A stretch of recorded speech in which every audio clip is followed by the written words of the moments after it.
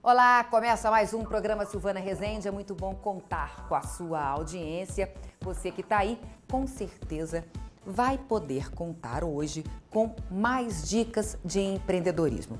Olha, você trabalha numa empresa familiar ou você é de uma família que tem alguma empresa? Geralmente, o que a gente vê, muitas vezes, é que alguém começa a empresa e depois de geração em geração, o resto da turma vai queimando aquilo que foi construído e os netos e bisnetos, na verdade, não têm mais nada. O que é que acontece de errado no meio do caminho? Só que hoje nós vamos mostrar um exemplo ao contrário, tá? Que começou lá com o bisavô e que hoje os netos estão abraçando e a cada geração a empresa está crescendo mais. E para começar então falando sobre esse assunto, nós temos aqui Samuel Passalacqua Filho, diretor da Passalacqua Decor. Seja bem-vindo, Samuel. Sente-se, fique à vontade. Então, e é mais ou menos isso, né? Eu acho que vocês, na verdade, conseguiram aí ampliar a empresa. Com certeza. Não é? Já 92 anos crescendo, graças a Deus. 92 anos. Então conta como é que foi o início. Começou com o teu bisavô? Meu bisavô veio da Itália, para o Brasil, e ele abriu uma casa de couros, que chamava Casa de Couros Calixto Passalacqua, e começou a trabalhar. Já quando meu avô entrou, na época de Segunda Guerra Mundial, acabou mudando o nome para Passalacqua e Companhia Limitada, que é o nome que nós trazemos até hoje. Mais para frente entraram meu pai e meus tios, mais 3 tios, e agora há 6 anos eu já estou na empresa também. Agora, conta para mim, o fato de ter o teu bisavô ter começado, e começou porque os italianos quando chegaram, chegaram todos com muita dificuldade, com uma dificuldade financeira muito grande e desbravando muito, Na época, então, ele trabalhava transformando couro e vendendo? Ele vendia couro, ele comprava couro em Curtume e revendia. É o que ele fazia. Era um negócio, a gente tem um sangue de comerciante mesmo na família. Tá. Aí depois, ficou só o seu avô, no caso, filho dele? Só meu avô. Tinha mais filhos ou não? Eles ficaram, porque assim, muita parte da nossa família ficou na Itália. Então, na verdade, do meu avô, ele tinha um irmão, meu bisavô tinha um irmão, mas meu bisavô só trabalhou com o meu avô. Tá. Aí o seu avô, então, continuou. O seu avô fez a mesma coisa ou conseguiu ampliar o negócio? Quando já começou, já teve essa mudança para Passalacqua e Companhia Limitada, a gente já começou a trabalhar desse tempo para frente com alguns outros produtos. Então, a gente começou a trabalhar muito com produtos do setor calçadista, plástico, para o setor calçadista, depois entramos com a parte de tecidos. Sempre como distribuidores, no caso? Sempre como distribuidores e um pouco de varejo. Sempre tivemos aquela veinha do varejo, mas o nosso foco sempre foi o atacado, a distribuição. Tá. Aí ficou o teu avô, e aí os filhos foram crescendo e ele colocou os filhos no negócio. Meu pai e meus filhos começaram a trabalhar desde muito cedo, Então, todos eles fixos na empresa, eles contam histórias pra gente com 14, 12, 15 anos. Eles estavam trabalhando. Então, eram 4 filhos inicialmente que entravam com ele. Olha que interessante. O que você ouve, do seu pai, dos seus tios? Eles podiam escolher uma outra coisa ou não tinha nem opção? Via que ali era um negócio da família, vamos ficar nesse negócio aqui mesmo? Eles até poderiam ter essa opção, mas eu acho que, assim como aconteceu comigo, meu avô conseguiu fazer com que eles amassem a empresa. Não por ser uma empresa deles, da família, e porque poderia dar dinheiro. Acho que foi mais por amor a um negócio que foi criado pelo avô deles na época. Olha que interessante. Você está colocando aí uma coisa que você disse que passou-se para vocês essa coisa desse sentimento. Como é que foi isso? Foi isso que aconteceu então do teu pai com você? Sim, desde pequeno ele me levou na empresa, sempre para estar vivenciando o dia a dia da empresa. Eu lembro, com 7, 8 anos, eu ia na Passalacqua para ver tudo que acontecia, levava papel de um lado para o outro, para você ir absorvendo a empresa em si, né? Absorvendo a cultura, a realidade da empresa e criando a vontade pela empresa, o amor por ela. Tá, mas olha, muitas vezes, hoje, inclusive, os pais reclamam muito, a gente sempre entrevista aqui também empresários, essa dificuldade, né? Porque os filhos muitas vezes não acham nada interessante aquele trabalho e não querem mesmo ir. Você tem outros, por exemplo, outros tios ou outros primos que não se interessaram pelo negócio? A minha irmã, por exemplo, ela nunca se interessou muito por isso, ela sempre quis ir por um outro lado. Mas isso porque teu pai também não insistia para que ela fosse? Eu acho que sim, por eles terem um acordo de ser um filho por sócio. Ah, então tem mais uma coisa aí. Como é que é isso, então? Foi feito um acordo entre eles? Um acordo entre eles, que é um filho por sócio só que pode trabalhar na empresa. Porque não adianta, às vezes, você colocar... trabalhar em famílias tem esse problema de ego, né? Às vezes, entre irmãos, entre primos. Se você começa a colocar muita gente, acho que é mais ego dentro do mesmo lugar. E aí, que eu acho que é um dos segredos para não dar certo. Então, uma dica interessante, ó, você que tem família aí cuidando da empresa. Então, hoje, por exemplo, vocês são quantos irmãos? Vocês não, no caso, tios, né? Seu pai e mais quantos irmãos? Mais 2 tios. Mais 2 tios. Mas eram 4. Eram 4. Eram 4 no total. Um se separou em 2000. Um se separou. Sim. Então, hoje, 3 estão aí administrando esse negócio. Sim. Né? Esse que se separou por bem, separou por mal, a gente aqui no programa a gente conta tudo, a gente quer saber exatamente o que aconteceu. O jeito de administrar não combinava, era isso? Era por divergência de algumas ideias, algumas estratégias que eles não conseguiram afinar e achou melhor separar na época. E é bom isso, né? Quando se percebe quanto antes, né? Aí esse outro tio, no caso, cuida de uma outra parte. De uma outra empresa, que hoje separou a empresa, ela leva um nome semelhante, que a nossa é Passalacqua Companhia Limitada, a outra é a Passalacqua Indústria, que ele hoje inicia junto com as filhas dele. Tá, então ele conseguiu levar as filhas no caso. Conseguiu. E aí, no caso de vocês, tá? Como é que foi isso? Está escrito que cada hoje dono dos 3, no caso, né, que são o seu pai e mais os 2, está escrito lá em algum contrato, olha, cada um só pode empregar um filho? Hoje ainda em contrato não, mas nós já estamos planejando aí uma consultoria de sucessão familiar, tudo que vai colocar isso bem colocado no papel. Mas os 3 pensam da mesma maneira. Tá. Agora, os outros 2 também têm filhos lá na empresa? Ainda não, porque eles são muito novos, mas já estão no caminho, já estamos treinando, vamos dizer, eles desde cedo. Tá. Agora, você então foi levado a gostar de tudo isso, né? Mas você se preparou? Como é que você entrou na empresa? Entrou por cima, né? Já entrou mandando? Como é que foi? Não, de jeito nenhum. Durante a minha faculdade, eu sempre fui trabalhar na empresa nos feriados ou férias de faculdade. Você fez o quê? Eu fiz administração de empresas. Mas, e aí para mim era uma coisa mais importante eu não trabalhava aqui em Ribeirão Preto, onde meu pai trabalha. Eu ia trabalhar nas filiais, ficam em outros lugares. Então, que também afasta um pouco do pai, deixa você um pouco mais solto também para você obedecer a ordem do gerente e fazer outras coisas. Então, eu trabalhei desde separador de produto, carregador de caminhão, faturamento, fiz questão também de passar por todas as áreas da empresa. Se algum dia eu quero comandar, eu tenho que saber sobre quem eu estou comandando e quais são os trabalhos que essas pessoas vão fazer. Né? Tá. E hoje, qual que é a tua função na empresa? Hoje eu fico na área comercial, mais focado na área de decoração. Tá. Agora, você tem 29 anos, né? Como é que é visto isso? Porque tem funcionários que com certeza são mais velhos que você, a grande maioria com muito mais tempo lá dentro. Vamos falar sinceramente, você acha que eles te respeitam porque você é da família ou porque realmente você já conseguiu passar para eles que você tem competência naquilo que você faz? No começo, quando eu vim oficialmente para a empresa, depois que eu tinha formado e tudo mais, o pessoal fica um pouco com receio, né? Ver um moleque chegando, mas eu acho que soube chegar sem querer me achar. Eu fui até certo ponto humilde de ir aprendendo, me juntando, ficando próximo aos funcionários mais antigos, para entender da empresa. Eu tenho pessoa lá dentro com 34 anos de empresa. Então, mais velhos que você mais tem velho de que vida. eu. Então eu falo que eles são mais passalaca do que eu, né? Eles já têm 34, só tem 29.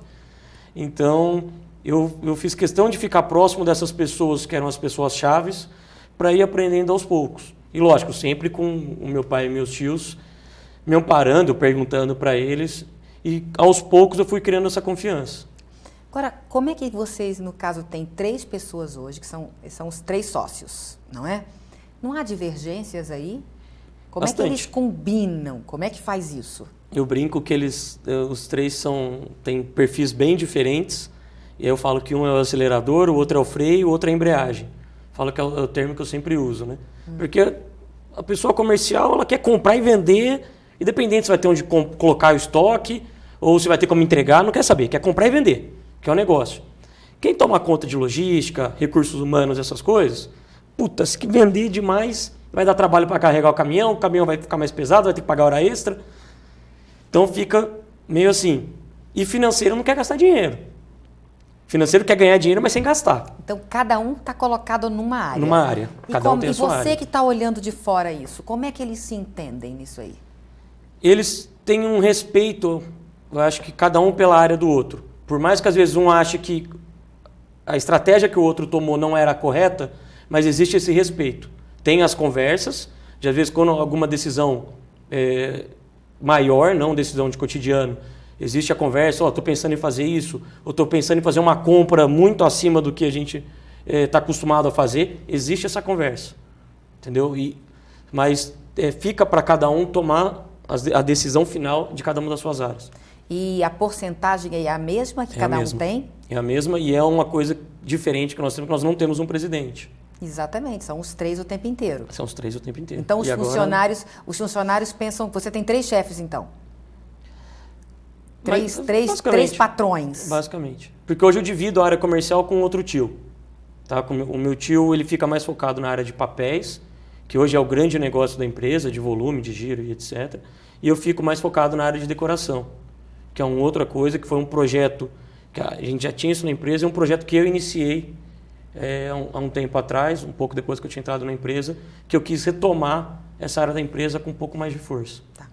Olha, eu abri o programa dizendo que na maioria das famílias acontece o contrário, né? Alguém começa, faz esse negócio crescer muito, depois as gerações seguintes acabam queimando e não conseguindo. Vocês estão fazendo diferente. O que você acredita que na empresa de vocês está sendo feito, né, para a empresa crescer, em vez de simplesmente as gerações que encontraram mais facilidade? Realmente acontece isso, né? Olha, os primeiros sofreram muito, passaram por muita dificuldade e depois os herdeiros encontram tudo pronto, né? E acabam queimando aquilo tudo. O que na questão de vocês foi diferente para vocês conseguirem fazer o inverso? Existem alguns pontos, eu acho. Primeiro, os donos não fazem a empresa. Então a gente tem que ter uma equipe junto com a gente muito qualificada, muito competente.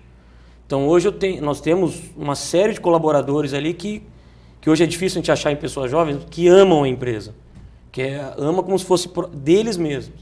Então isso eu acho que é essencial para a gente continuar crescendo.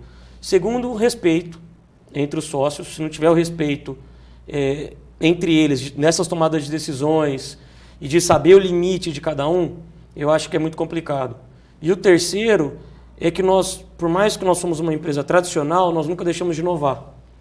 Que a gente usa muito o termo, né, de evoluindo com o tempo para estar sempre com você. Então a gente sempre inovou, seja em processo, seja em produto, seja em estratégia. Então a gente está sempre criando novas coisas na empresa para ela continuar crescendo. Cada um que foi entrando na empresa acabou agregando coisas a mais, visões diferentes. No tempo. Sim. E você acredita que tanto o seu bisavô, ele conseguiu formar bem o teu avô e o teu avô também conseguiu colocar essas ideias na cabeça dos filhos? Eu acho que sim. Só que a cada geração, esse modo de formar muda muito. Então eu acho que na época do meu pai e dos meus tios, o formar mesmo era, vai lá na boca do caixa, fica lá trabalhando e vai aprendendo o negócio. Era diferente, né? Antes não dava tanto valor para estratégia, para conceito. Já a minha geração, é uma geração que você precisa ter uma boa faculdade, você precisa ter um bom curso, você precisa estar estudando sempre para aprender novas coisas. Hoje, com essa questão da internet, a globalização, a rapidez de informação, você precisa estar preparado de uma maneira diferente do que eles foram preparados na época. E eles souberam acompanhar isso também. E no caso dos três, né? Eles te ouvem? Como é que você faz para ser ouvido, para suas ideias serem ouvidas? Assim, no começo era muito mais difícil, mas aos poucos que eu vou fazendo as coisas e vão dando os resultados positivos, você vai criando mais liberdade. Hoje já posso dizer que eu tenho uma liberdade muito grande, principalmente nessa área de decoração, que agora nós abrimos uma loja nova faz um ano, que foi um projeto meu. Então, hoje eu tenho praticamente esse setor que eu posso fazer a tomada de decisão. Tá. Mas eu sempre faço questão de perguntar para eles a opinião deles, porque, poxa... Numa reunião onde tem os funcionários, no dia a dia também, como é que você trata? Pai, tio, como é que é esse tratamento lá? Meu pai eu chamo de pai. Só que eu tenho, como meu pai é a parte financeira, eu sou comercial, eu fico num lugar, ele fica em outro prédio, totalmente diferente, a gente conversa mais por telefone e tudo, não tem tanto problema. Meus tios, eu acabo chamando por apelido que a gente tem interno, que eu acabo nem chamando de tio. Mas o relacionamento como tio e sobrinho, só que como empresa. Eu com meu pai, se a gente briga, discute dentro da empresa, a gente chega para almoçar junto, é pai e filho, não tem nada a ver com a empresa. Consegue fazer isso? A gente consegue separar. A gente tem um acordo de não falar de empresa dentro de casa. Então, isso que eu queria saber. Você é solteiro? Sou. Então você vai para casa, pode ter tido a discussão que foi, vocês conseguem realmente não falar sobre aquilo na hora do almoço. A gente não pode estar um muito bravo com o outro. Então é melhor a gente não conversar. Nem ficar perto, para não ter o risco de brigar. Mas a gente não conversa em casa. É praticamente impossível a gente conversar em casa. E aí volta à tarde e aí vai resolver aquela questão.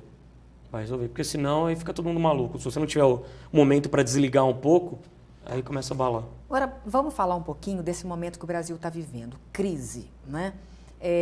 Vocês sentiram a crise? O que vocês estão fazendo para superar esse momento difícil? Eu sou meio chato com esse negócio de crise, que eu falo que crise é para quem quer.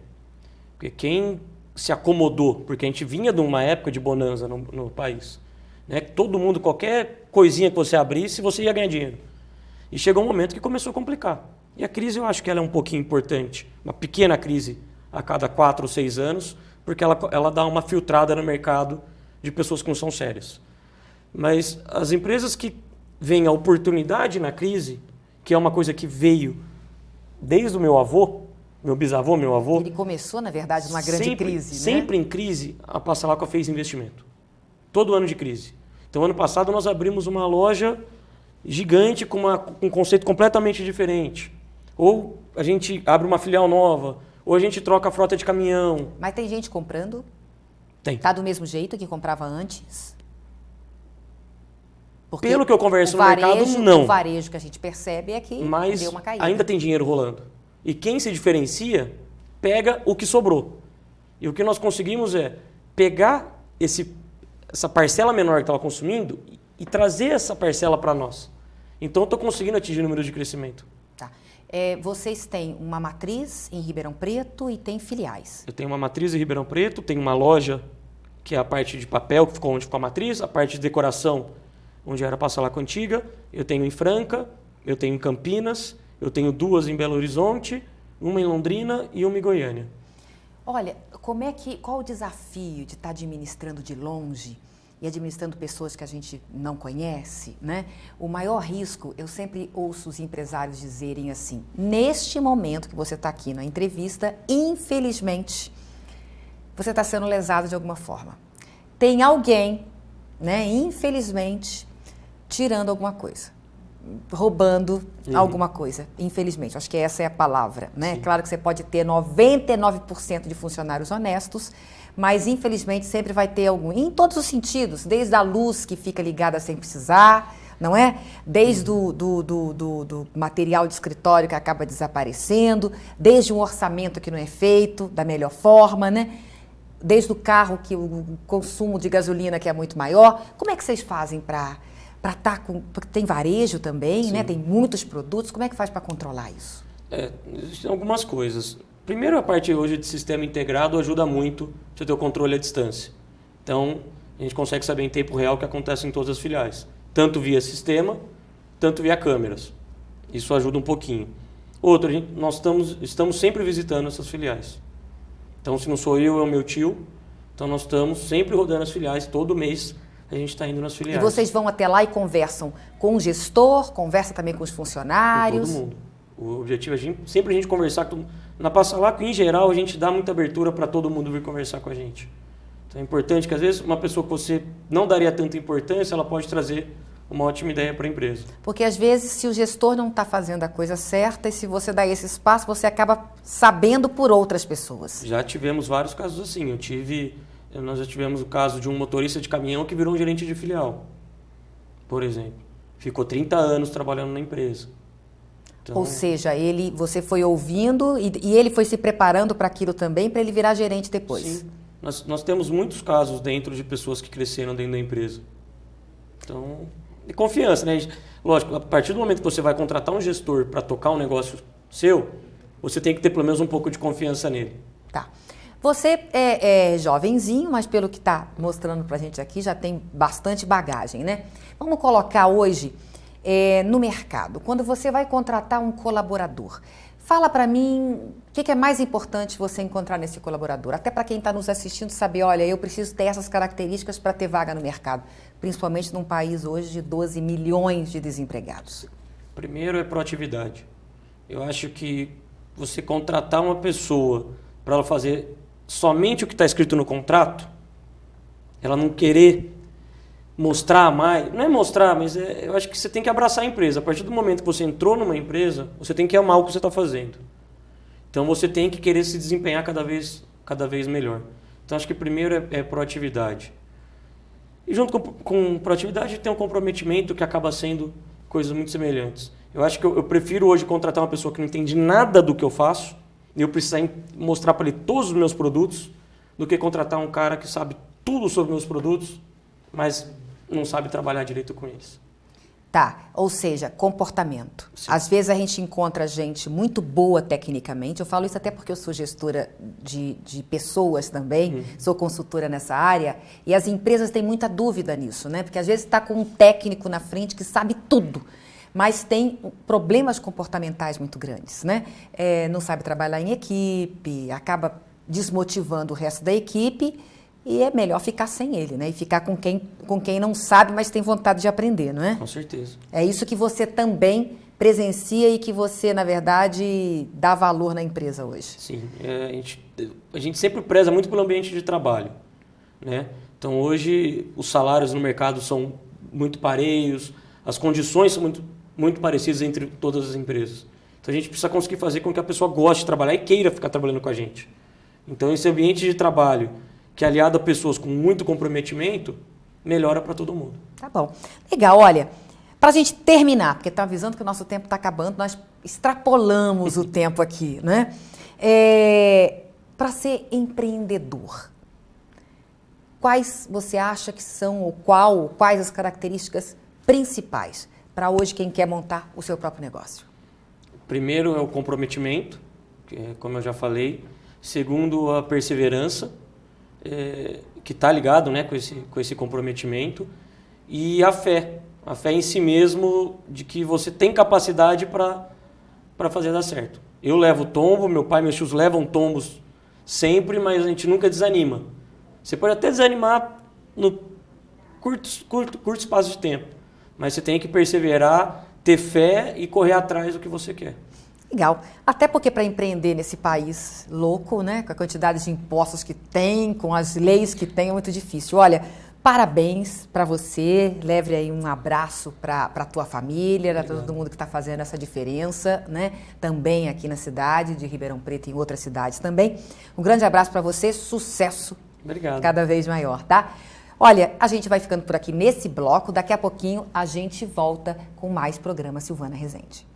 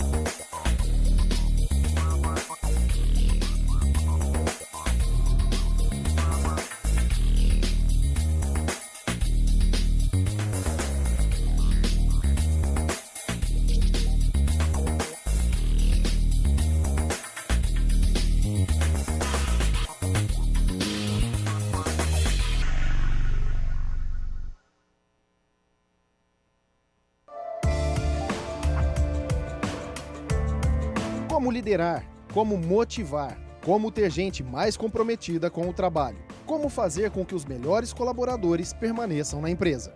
Estes são os grandes desafios das palestras de Silvana Rezende. Preparar todos os colaboradores para os novos tempos, porque se você, como líder, não der importância, você pode arruinar a empresa. Os tempos mudaram, as pessoas mudaram, as empresas mudaram e o jeito de administrar também mudou.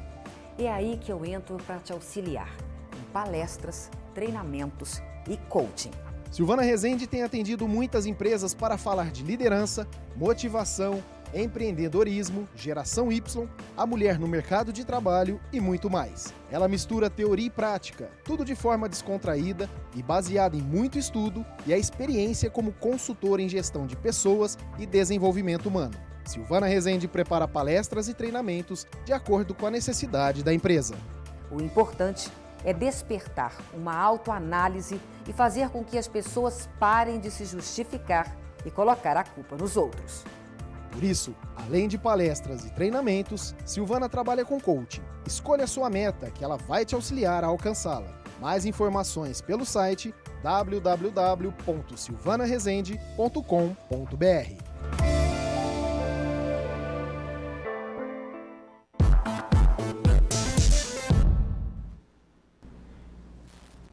Estamos de volta agora com o programa Silvana Rezende e nós queremos agora dar uma dica muito importante para você. Nós vamos falar agora sobre fundo de garantia, tá?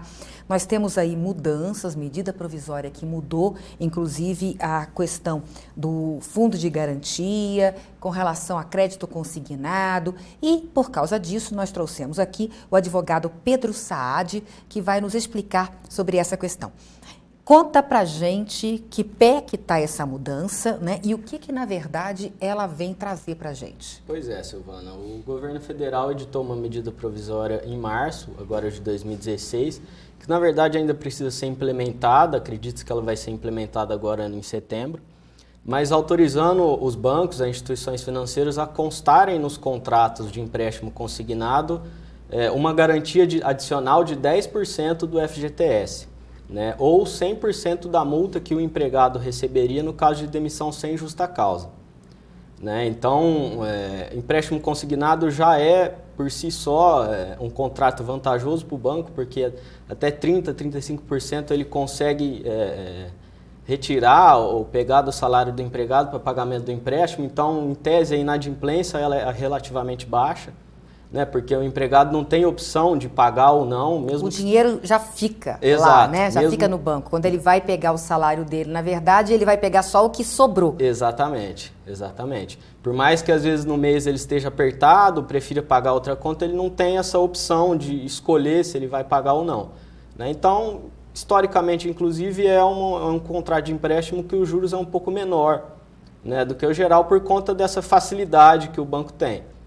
Acredita-se que com agora o FGTS, com a possibilidade de resgatar ou de garantir 10% do FGTS para pagamento desse empréstimo, a tendência é que os juros ainda diminuam um pouco mais. Mas, Pedro, pelo que eu estou vendo aqui, isso é um risco absurdo até para quem, infelizmente, não consegue, né, ter um controle sobre as próprias contas. Nós ficamos sabendo aí há pouco tempo que as pessoas estão muito endividadas por conta desse empréstimo, né, consignado. Pois é. É 35% do total do salário? Isso, exatamente. Então, vamos supor que eu tenha esse empréstimo em mais de um banco. Eu posso ter 10% num banco, 10% no outro e 15% no outro. Exatamente. E você no caso, né, comprometer 35% do teu salário com empréstimo, é muito alto. É muita coisa. É muito alto. Então, o que você colocou aí é algo que, para quem consegue administrar bem as contas, é algo até bom. Mas para quem não consegue, pode ser, gente, um perigo muito grande da pessoa fazer ainda mais dívida. Ou seja, ela pode fazer os 35% de dívida, empréstimo consignado direto com o banco, do salário que ela ganha e comprometer mais 10% do fundo de garantia dela. Exato. Então, ela vai pegar o extrato do fundo de garantia, ela tem X. Aí, ela apresenta isso para o banco. O banco já puxa isso também, Isso. Né? Na verdade, é uma garantia para o banco esses 10%. Né? Vamos supor que a pessoa seja demitida. Esse momento de crise a gente viu, né, demissão em massa no país inteiro. 12 milhões de desempregados hoje. E o FGTS, querendo ou não, é uma garantia que a pessoa tem de que por algum determinado período ela vai ter um direito, um dinheiro para subsistência, para pagar conta de água, de luz, alimentação, escola de filho, enfim, as contas básicas da pessoa. Né? O FGTS ele é como se fosse, a grosso modo, uma poupança obrigatória. Né? Independentemente da opção do trabalhador, ela vai ser feita, que para o futuro é para beneficiar ele. Né? Então, hoje a gente vê muito imediatismo. Né? A pessoa pensa no FGTS, mas ela não absorve que isso lá na frente vai ajudar ela, vai auxiliar. Ela prefere, talvez, fazer uma dívida, né?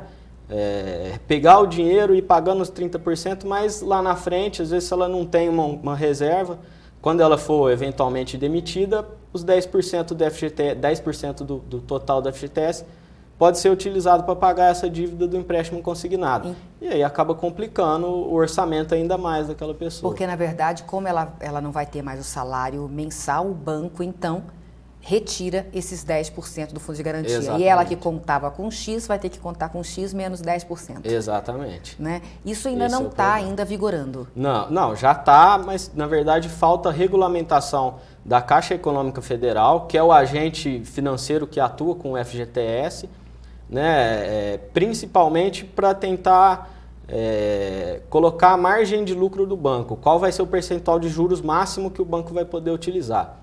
Então, vai ser limitado os juros. Hoje, em média, no empréstimo consignado, a margem anual está em 40% de juros, que é muito alta.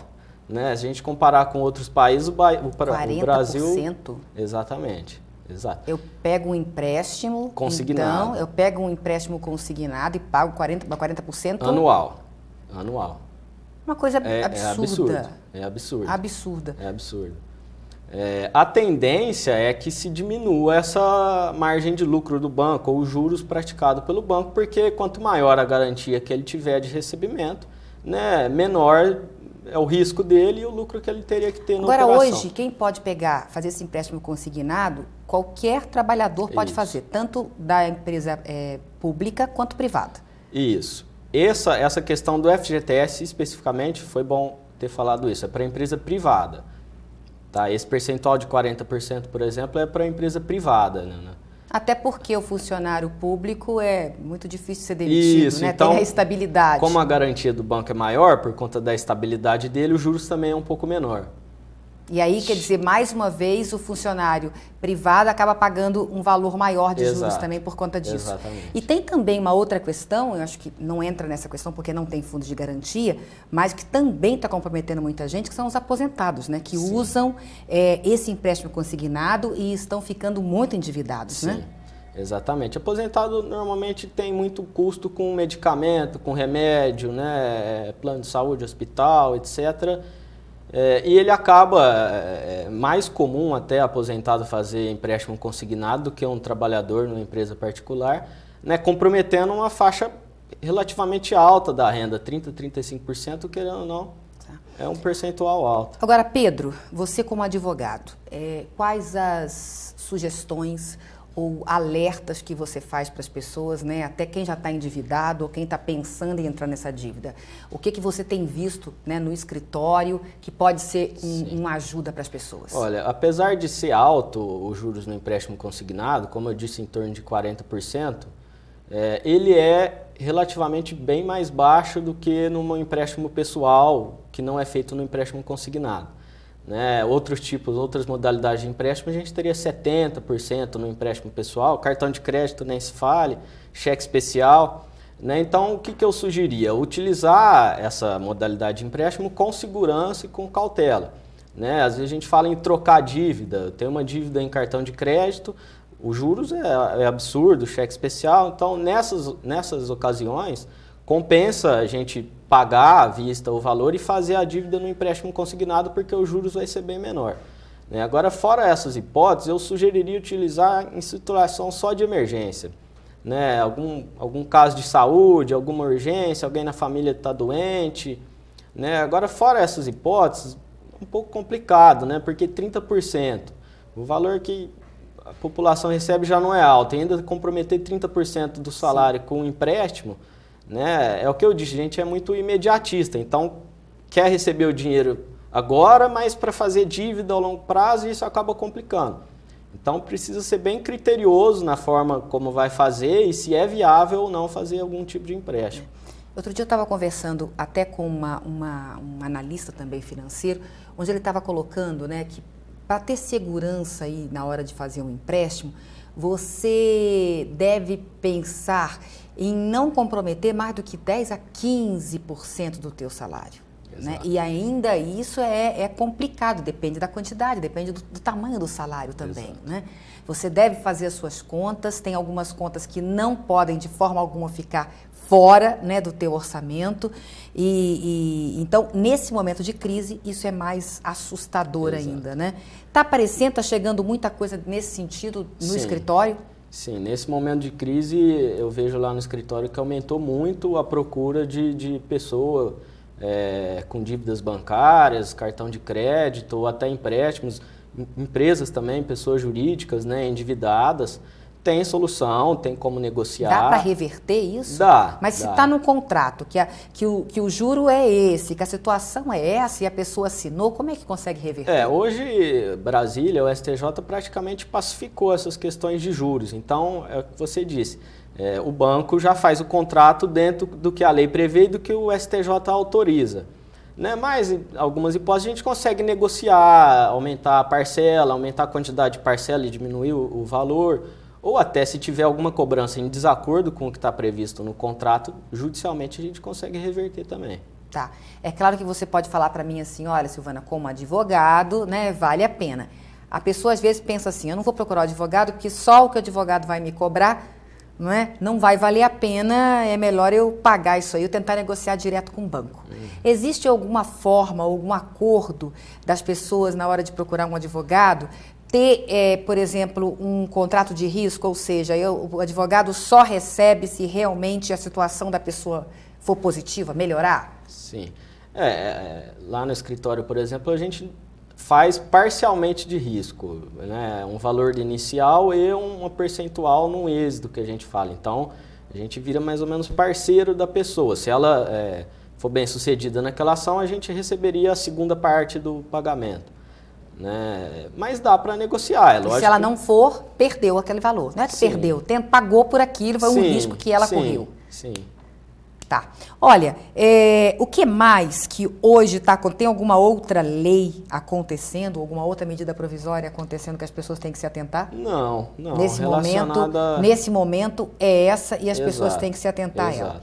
Olha, em quanto tempo você acha que hoje a pessoa, às vezes, ela não tem dinheiro para pagar o empréstimo nessa semana, nesse mês, e ela fala, não vou fazer acordo nenhum com o banco.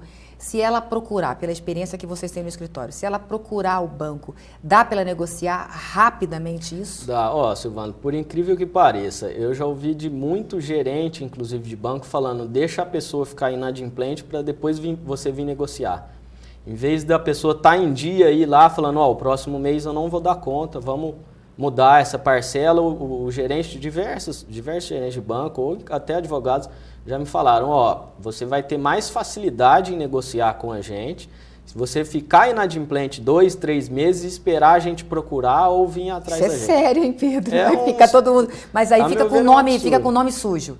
Aí depois limpa. Eles demoram 2, 3 meses para negativar o nome, para mandar para a Serasa, SCPC. Então não é imediato, não é que você deixou de pagar uma conta hoje, amanhã eles vão protestar ou vão colocar no Serasa. Agora, isso a gente tem que separar, né? Porque existem as pessoas, os bons pagadores, né? E que só não estão pagando por causa do momento, né? E existem aqueles que eu acho que os bancos já sabem, né? Sim. Aqueles que nunca pagam. Sim. Então, acho que tem um histórico num banco, depois um histórico em outro banco, um histórico em outro banco, um histórico no comércio, né? Que simplesmente vão fazendo e não se importa com as consequências, né?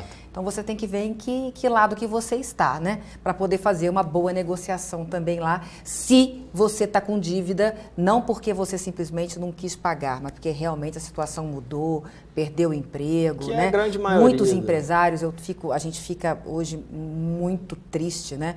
Quando a gente vai ao shopping, várias lojas fechadas, vazio e várias lojas fechadas, quando a gente vai ao centro da cidade, e não só aqui, né, em todas as cidades o problema é esse hoje. Então nós sabemos que tem tanto pessoas físicas quanto pessoas jurídicas passando por um problema muito difícil no país, né? A gente espera que isso se resolva, né, em breve. Olha, Pedro, muito obrigada, tá, pela entrevista. Conversamos aqui com Pedro Saad, advogado. Você é do escritório Brasil Salomão, né, que trabalha com a área tributarista também. Bancário, né? Bancário também. Tá bom, olha, muito obrigada, então, sucesso para você. Obrigado, tá? Eu agradeço. A gente vai fazer agora um breve intervalo. Daqui a pouquinho a gente volta com dica muito importante para a tua saúde. Não saia daí.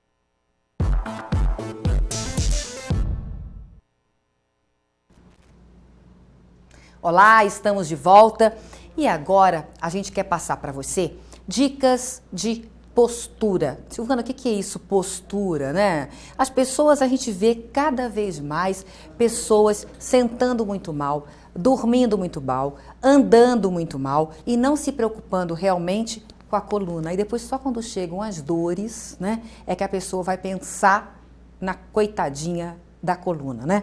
E é por isso que a gente trouxe aqui o Juliano Martins. Tudo bem, Juliano? Tudo bem. Que é fisioterapeuta e é um especialista em RPG, é isso? Na verdade, eu sou especialista em tratamento da coluna vertebral. E o RPG é uma das técnicas que nós utilizamos para tratar de patologias de coluna. Tá. RPG. Reeducação postural global, né? Que tem tudo a ver com isso, né? Exato. Como sentar, onde que a gente mais erra hoje a nossa postura? Onde que a gente mais maltrata a nossa coluna? Muitas vezes é no trabalho. A gente se esquece da postura no trabalho, não só no trabalho, né? Mas na maioria das vezes sim. Você que trabalha à frente de um computador, você não sabe os ajustes corretos do seu monitor, você não sabe o ajuste correto, muitas vezes, da sua cadeira, e por ficar por horas sentado ali, você acaba prejudicando a sua coluna. Lógico que essa não é o grande vilão. Hoje a gente sabe que o grande vilão, o que gera a dor nas costas, o que gera a hérnia de disco, é a falta de atividade física ou então o excesso de esforço físico. Então, se você é uma pessoa sedentária, não pratica atividade física, fatalmente você está entre os 80% da população mundial que vai um dia ter um episódio de dor nas costas. Então, eu posso até ter uma postura ruim, mas se eu de alguma forma faço exercício físico, isso vai ser atenuado, vamos dizer. Sem dúvida. A atividade física é um meio mais correto e seguro de você manter toda a musculatura fortalecida e diminuir o impacto articular. E hoje nós sabemos que a grande maioria das pessoas sofre de dores articulares, né? Por exemplo, a hérnia de disco. É uma lesão do disco intervertebral da coluna e é esse disco que acaba por comprimir estruturas, no caso nervos ou medula, que geram a dor. Então a dor ciática, a dor lombar, a dor cervical muitas vezes é causada por uma compressão nervosa. E isso acontece devido à falta de atividade física. E as pessoas muitas vezes confundem isso, sabe, Silvana? As pessoas acham que fazer uma caminhada, por exemplo, elas estão evitando dores nas costas. Não evita, né? A caminhada é excelente, ela é recomendada pelos médicos, você tem um gasto calórico, né? Você deixa de ser sedentário, mas isso não contribui para o fortalecimento dessa região aqui, que é a principal região que evitaria as dores na região lombar. Tá, mas também tem o outro lado, né? E as pessoas que exageram no exercício físico também vão lesionar a coluna? De fato, e isso acontece em todas as atividades físicas. Então, se você pratica uma atividade física e na hora, por exemplo, de um levantamento de peso, você quer levantar naquele dia, naquele momento, mais peso do que o seu corpo está preparado, de fato você vai lesionar ou o músculo, ou o ligamento, ou até mesmo a articulação. Então, como é que a gente sabe isso? Até onde que a gente pode ir? Está na academia e eu não sei quanto que eu posso ir, quanto que eu posso correr, quanto que eu posso carregar de peso. Aí entra o profissional da saúde para te ajudar, principalmente o educador físico, mas também o fisioterapeuta, que cada vez mais ele está sendo requisitado dentro das academias. Então, se você chega numa academia, você não realiza uma uma avaliação física, não tem como o profissional saber os seus limites. Então, a avaliação física, ela é extremamente importante. E muitas das pessoas eu percebo que não querem muitas vezes pagar por uma atividade física por acharem desnecessário, mas acham desnecessário porque não sabem a importância, a relevância dessa atividade. Agora tem uma outra coisa, vamos supor que as pessoas não vão até a academia, tá? Querem caminhar ou querem correr, tem muita gente correndo hoje, né? O simples fato de correr não ajuda a coluna, como você disse. Tem que fazer exercício na região abdominal. A região abdominal que eu citei para você, que envolve não só o abdômen, mas também a região lateral, né, que são os transversos e os multífidos, que é a musculatura que fica atrás, toda essa região, junto com o glúteo, ela compõe o core. O core é o que estabiliza a região lombar. Então veja bem, para você não sofrer lesões nessa área, é importante esse fortalecimento. Só que isso não ajuda em nada você evitar lesões na cervical. É um outro tipo de músculo que você deve fortalecer para não ter as lesões cervicais. Então, de fato, você tem que exercitar todos os músculos. Você tem que sempre trabalhar braço, peito, costa superior e toda essa região para não ter nenhum tipo de lesão. Numa academia, aqueles aparelhos todos, eles abordam todos esses músculos? Nem sempre. A maioria dos aparelhos acabam abordando muito mais os membros do que esses músculos antigravitacionais. E o que tem que fazer então pra gente? Eu faço pilates, por exemplo. Pilates é completo? O pilates ele ajuda também muito e nesse caso ele é completo. Dentro da academia, se você tiver um bom profissional te acompanhando, te prescrevendo o exercício, aí sim é legal, porque ele pode te passar exercícios funcionais, onde você não precisa do aparelho. Muitas vezes uma bola, uma faixa elástica e o próprio peso do seu corpo, você consegue fortalecer essa região. Então a grande sacada está em fazer uma boa avaliação física com um profissional, seja o educador físico ou o fisioterapeuta, e seguir rigorosamente o treino que ele vai passando e vai mudando com o passar na medida do tempo, né? Você vai evoluindo, você vai ganhando força e aí sim a gente vai aumentando a carga. Só que a gente não precisa apenas dos aparelhos, conseguimos fazer exercícios com acessórios. Tá. Tem o pilates, mas o que pode ser feito para complementar? Atividade física? A musculação, no caso, como você falou, mas de forma funcional, né? Pedindo isso para o educador físico. A natação, hidroginástica e o crossfit, que está muito em alta, né? Então, muitas pessoas hoje praticam o crossfit e ajuda muito no fortalecimento. Toda vez que fala crossfit, eu imagino uma coisa muito pesada, muito violenta, né? Dá para fazer de forma mais light? Sem dúvida. Ou tem que ser aquela coisa toda pesadona? Porque as pessoas, quando me contam, eu não fiz ainda, me contam, hoje eu empurrei um caminhão praticamente. Como é que é isso? Na verdade, o crossfit é uma atividade física como outra e os tipos de lesões que acontecem dentro do crossfit, os números, são os mesmos que acontecem no futebol, dentro da musculação ou qualquer atividade física. Por quê?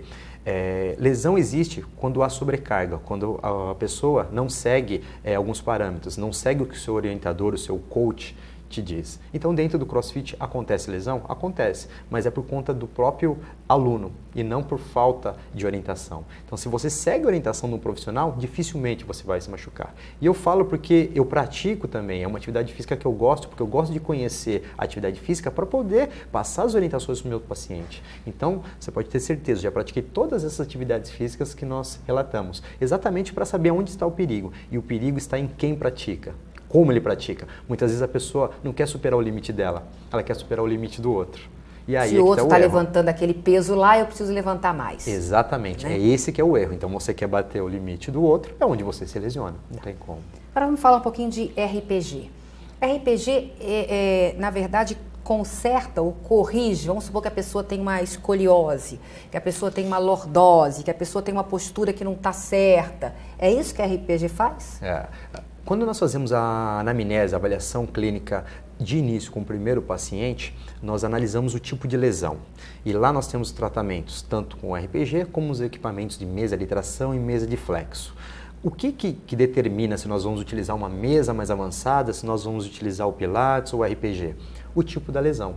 Então, de novo, eu volto no assunto. A avaliação clínica, ela é fundamental. E quando que nós utilizamos o RPG? Exatamente nessas patologias que você tem citado.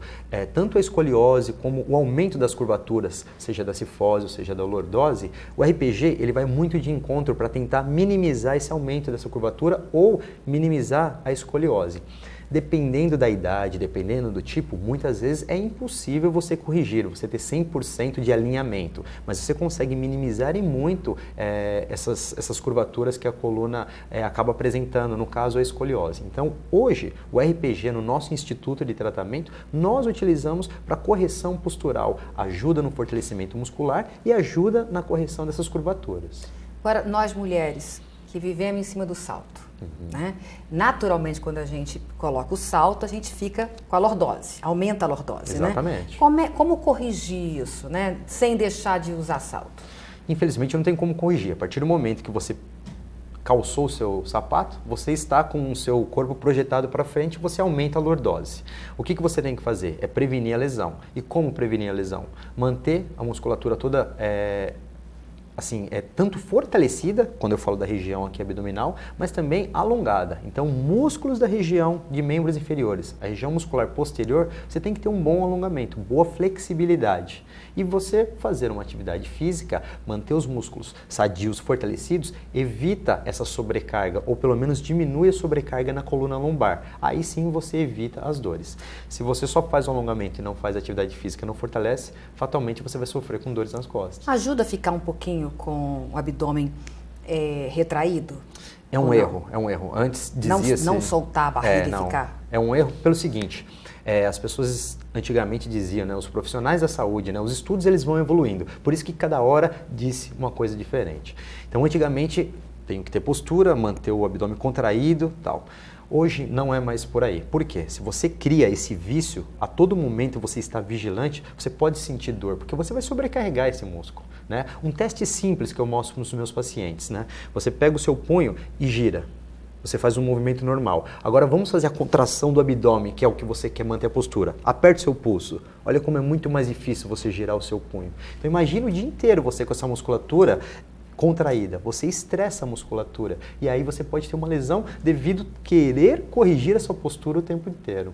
Então não é recomendável. O recomendável é você ter, por exemplo, uma cadeira confortável, onde você apoia a sua coluna, relaxa, apoia os braços e aí sim você efetua o seu trabalho. Tá. Tem uma corrente, hoje eu estava outro dia lendo sobre isso até, que está cada vez mais importante as pessoas trabalharem de pé. Tá? Trabalharem de pé não por conta da coluna, por conta do cérebro mesmo, que as pessoas pensa mais, que é melhor, que fica mais ativa. Só que eu imagino, né? Até tem muitos lugares e empresas que estão adotando hoje bancadas mais altas para as pessoas ficarem trabalhando um pouco em pé, um pouco sentadas.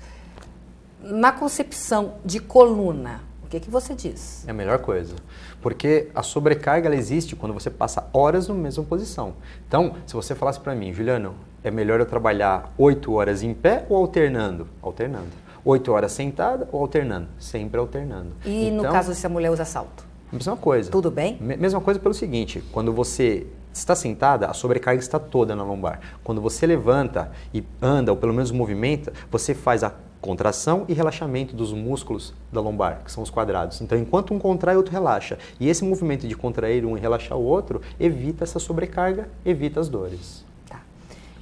Nas empresas, então, que ainda não tem bancadas mais altas para os computadores ou não dá para fazer isso, qual a tua dica para as pessoas que trabalham lá 8 horas direto e tudo mais? O que ela deve fazer? Uma pausazinha entre de mais hora ou menos 1 hora, você levanta e anda por 5 minutos. Primeira hora você vai ao banheiro, a segunda hora você vai tomar um café, a terceira ou a quarta hora você já sai para o almoço, à tarde repete a mesma coisa. Então você levantar e andar por 5 minutos a cada hora já ajuda muito na diminuição da sobrecarga da sua coluna lombar, relaxamento da musculatura aqui dos ombros e da cervical. E faz um alongamento também? Faz algum exercício? A ginástica laboral ela é fundamental nesses ambientes de trabalho. Então, se sua empresa não tem esse serviço, você mesmo pode puxar na internet alguns alongamentos, tanto de pescoço como de punho, e praticar isso 2 vezes por dia, no início e no final da jornada, por exemplo. Tá.